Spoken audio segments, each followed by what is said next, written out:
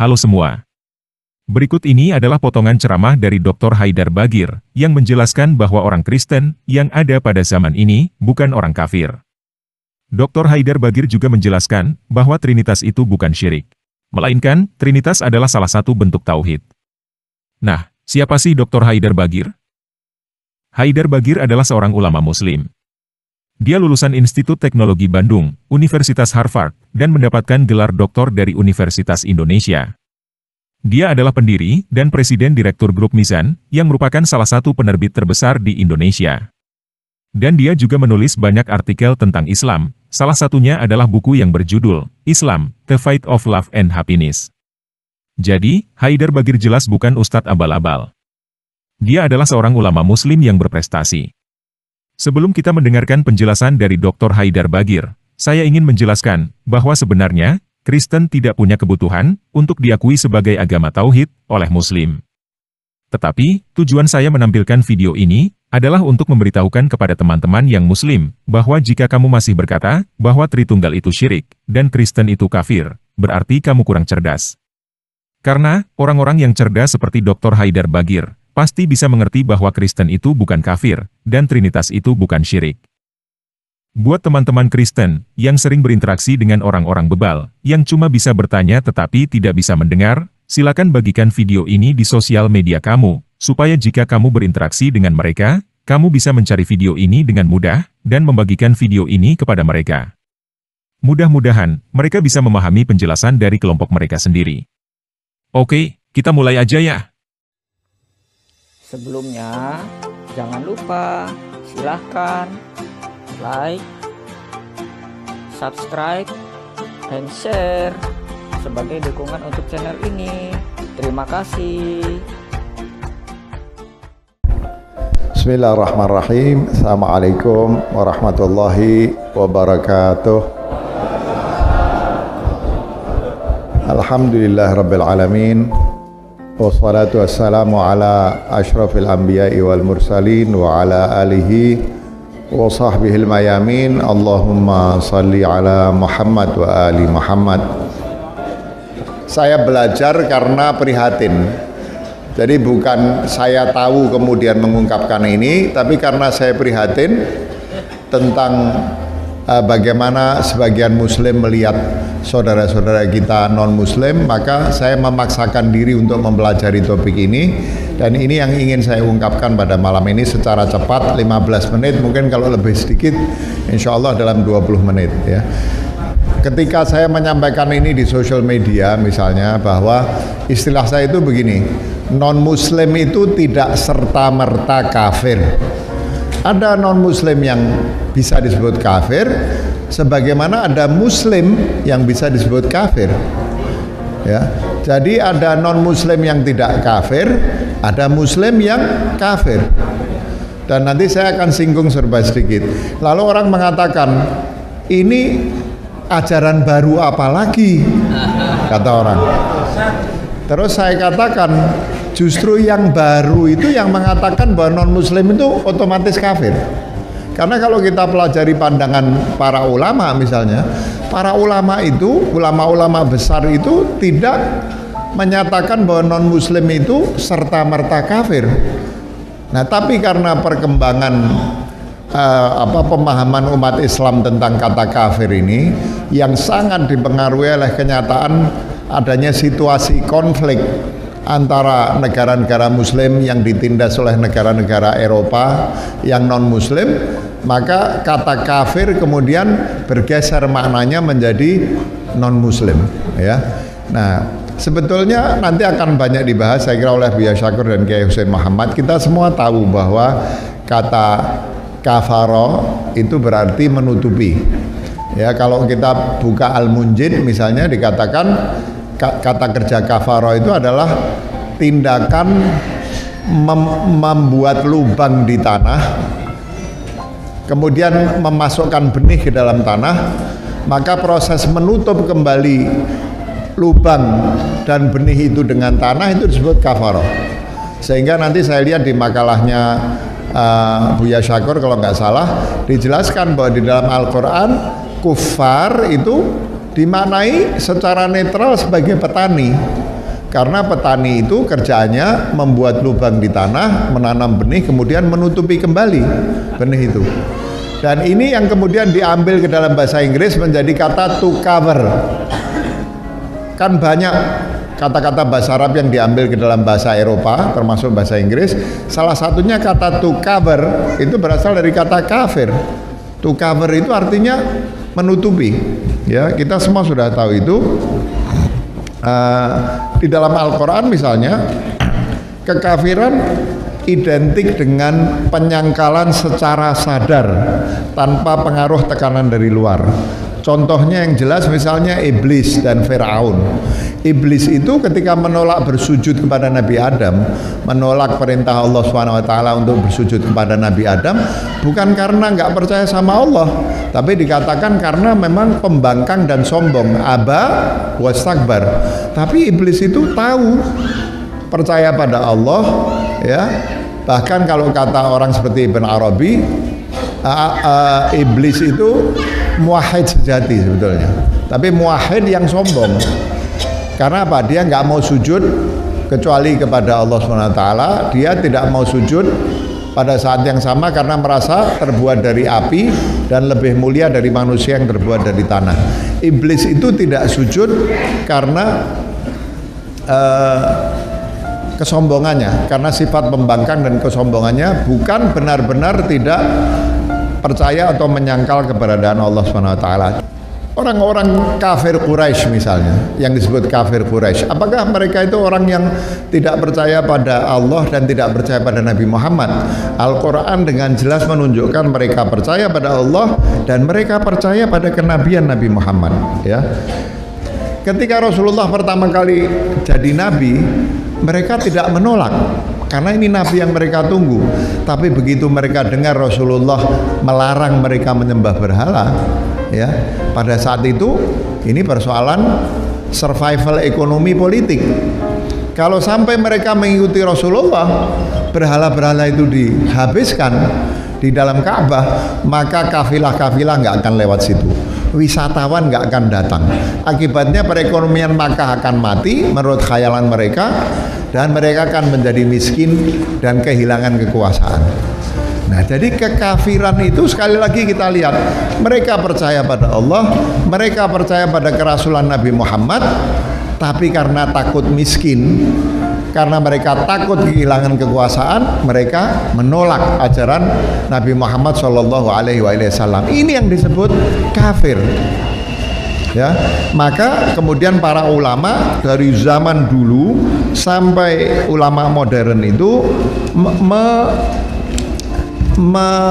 mensyaratkan bahwa seseorang itu baru boleh disebut kafir kalau sudah terjadi apa yang disebut sebagai qiyamul hujjah, tegaknya hujjah. Tegaknya hujjah itu artinya apa?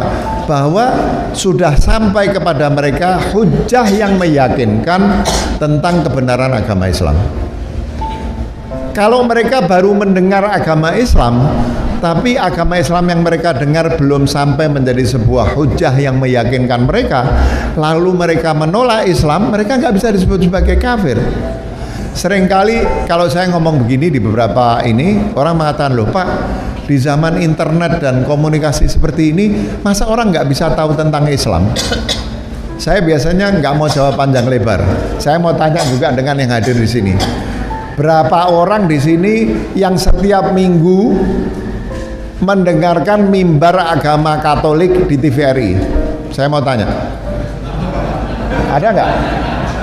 Saya mau tanya, berapa orang yang setiap hari buka internet belajar agama Kristen atau Katolik atau Buddha atau Hindu untuk mencari kebenaran? Siapa? Nah, saya bilang, lah kok enak, kamu nggak mau mempelajari agama orang dan kamu meminta orang lain mengajari agamamu. Sama seperti kita, mereka juga nggak belajar agama Islam, ya. Karena itu nggak bisa kita bilang ini zaman internet orang pasti tahu Islam. Sebagian orang tuh dengar Islam jelek-jeleknya. Sehingga kalau ada orang Katolik yang agamanya menekankan kasih, terus dia dengar tentang Islam seperti ISIS, hanya orang Katolik yang gila yang mau meninggalkan agama Katolik dan masuk Islam. Jadi yang disebut kafir itu sudah tahu Islam benar, tetap menentang, sudah begitu memerangi, baru perintah untuk memerangi orang kafir itu jatuh.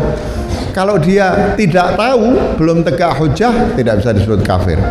Sudah tegak hujah tapi tidak menentang, mereka diam tidak mengganggu, menurut ucapannya Imam Ja'far ini nggak bisa disebut, tidak bisa dimasukkan dalam kategori orang kafir, ya. Ini ada halamannya, silahkan dicek dulu oleh Mas Azam, ini asisten saya dibekali teks aslinya dalam bahasa Arab, tapi kebetulan malam ini nggak siap, tapi boleh dibuka, ada jilidnya, ada terbitannya, ada halamannya. Imam Ghazali mengatakan dalam Faisalut Tafriqah bahwa mayoritas umat Kristen di Roma dan di Turki di masa Imam Ghazali hidup adalah umat yang akan terselimuti dengan rahmatnya Allah Subhanahu wa Ta'ala.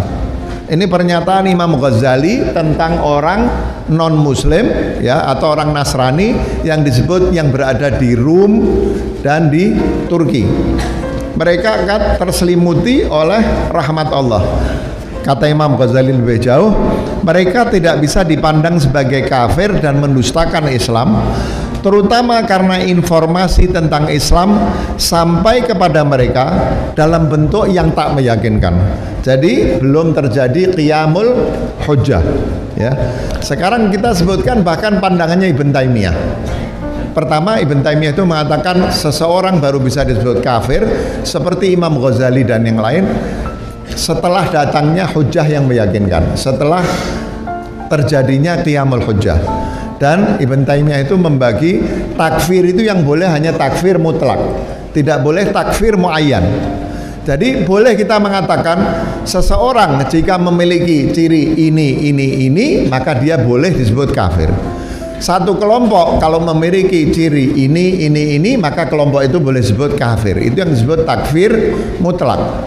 Tapi tidak boleh takfir muayyan, mengatakan kelompok ini kafir, orang ini namanya Fulan bin Fulan kafir, itu nggak boleh, kata Ibn Taimiyah. Kadang-kadang argumentasi orang itu agak aneh. Itu dalam Qul ya ayyuhal kafirun kan jelas, ya jelas, Qul ya ayyuhal kafirun la a'budu ma ta'budun. Itu tidak menyebutkan siapa yang kafir, bahwa kita menyembah Tuhan yang berbeda sebagaimana yang mereka sembah. Jadi saya nggak mengatakan tidak ada orang kafir, saya hanya mengatakan siapa yang boleh disebut sebagai kafir. Tapi biasanya ada argumentasi yang telak, dianggap telak oleh orang-orang itu tentang kafirnya orang-orang Nasrani, yaitu ayat Al-Quran apa bunyinya? Laqad kafaral ladina qalu innallaha thalithu thalatha. Ini kalau dalam bahasa Arab dikatakan wa intahal amr, sudah jelas Al-Quran mengatakan telah kafir orang yang menganggap Tuhan itu satu di antara tiga. Padahal kalau kita pelajari dari pandangan para ulama klasik, yang dimaksud oleh Al-Quran itu bukan agama Nasrani secara keseluruhan. Itu kalau kita baca misalnya Al-Milal wan Nihalnya Syahristani, ya, dari bahan-bahan yang disampaikan kepada saya, itu Al-Quran Syahristani, Ibnul Qayyim juga mengatakan hal yang sama, bahwa yang dimasukkan oleh Al-Quran yang kafir itu adalah ada dua kelompok sekte Kristen di zaman itu, satu yang disebut sebagai Mulkaniyah, satu yang disebut sebagai Yakubiyah. Ini orang yang percaya bahwa Tuhan itu tiga dalam zatnya. Tapi seperti kata Imam Ghazali, ya, di dalam bukunya Imam Ghazali yang judulnya Fadhailul Anam min Rasail Hujjatil Islam Al-Ghazali. Di dalam kumpulan Rasailnya Imam Ghazali, Imam Ghazali mengatakan, ya, bahwa Trinitas itu bukan syirik. Kata Imam Ghazali. Kata Imam Ghazali, Trinitas itu salah satu bentuk tauhid. Imam Ghazali mengatakan dalam Fadhailul Anam bahwa Trinitas itu adalah salah satu bentuk tauhid. Karena apa? Karena kata Imam Ghazali tidak setuju itu Tuhan Bapa, Tuhan Anak, Tuhan itu enggak. Tapi Trinitas itu bukan syirik. Karena kata Imam Ghazali dalam Trinitas itu tiga Tuhan itu, tiga itu difahami sebagai tiga sifat. satu Tuhan dengan 3 sifat. Makanya disebut trinitas, tri dalam unitas, 3 sifat dalam satu jauhar, kata Imam Ghazali. Jadi bukan 3 jauhar. Yang dikritik oleh Al-Quran ketika mengatakan laqad kafaral ladzina qalu innallaha tsalitsu tsalatsah, itu bukan trinitas, tapi pandangan triteisme. Triteisme dari 2 sekte yang ada di Jazirah Arab, yaitu sekte Mulkaniyah dan sekte Yakubiyah. Jadi kalau kita pelajari dalam Al-Quran, sebetulnya jelas, dan pandangan ulama yang dulu, termasuk pandangan Ibn Taimiyah maupun pandangan ulama khalaf seperti Rasyid Ridha dan Shaltut yang tadi saya sebutkan, bahwa tidak ada pendapat yang mengatakan non muslim itu otomatis kafir, itu nggak ada. Jadi ketika saya diprotes ini ajaran baru apa lagi, saya balik, justru yang baru itu yang mengatakan bahwa non muslim itu otomatis kafir. Para ulama tidak mengatakan hal seperti itu, ya. Ringkasnya saya tidak akan bahas. Kufur itu kategori moral, bukan kategori teologis. Sehingga tidak mesti non muslim itu kafir, tapi non muslim yang jahat, yang moralnya buruk, dia kafir. Sebagaimana muslim yang moralnya buruk itu juga kafir, ya.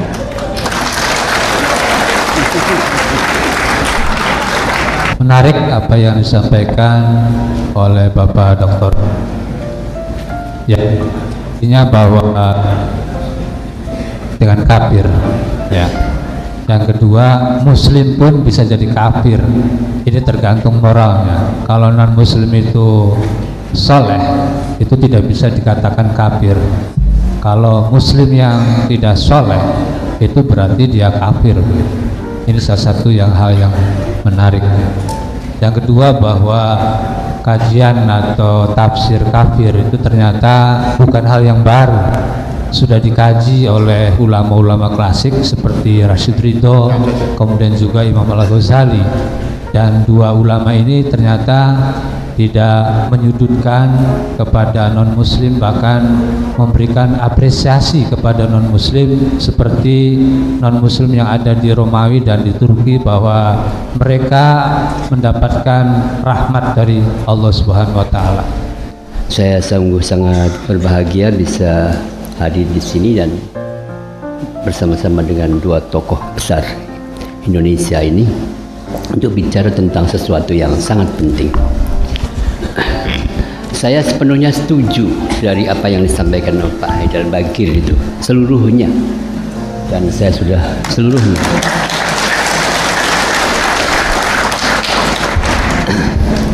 Pertama sekali, kata-kata kafaro dalam perkembangan semantis semula adalah maknanya petani. Al-kufar itu maknanya petani awalnya. Seperti dalam surah Al-Hadid ayat 20 yang berbunyi, i'lamu annamal hayatud dunya la'ibun wa lahwun wa zinatun wa tafakhurun bainakum wa takathurun fil amwali wal auladi kamathali ghaithin a'jabal kuffara nabatuhu thumma yahiju fatarahu musfarra thumma yakunu hutama. Ketahuilah, maknanya kehidupan dunia ini hanyalah main-main, senda gurau, rekayasa, saling bangga dan berbanyak harta serta anak-anak. Seperti hujan yang turun lalu menyebabkan petani-petani gembira melihat tanamannya, lalu diterpa angin panas sehingga menjadi kuning, lalu akhirnya menjadi hancur. Jadi al-kufar itu artinya petani. Jadi Indramayu ini rata-rata kafir semua.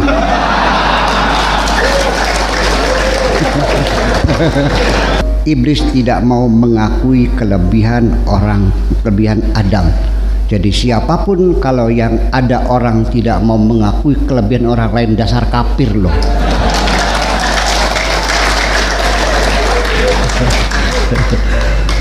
Itulah.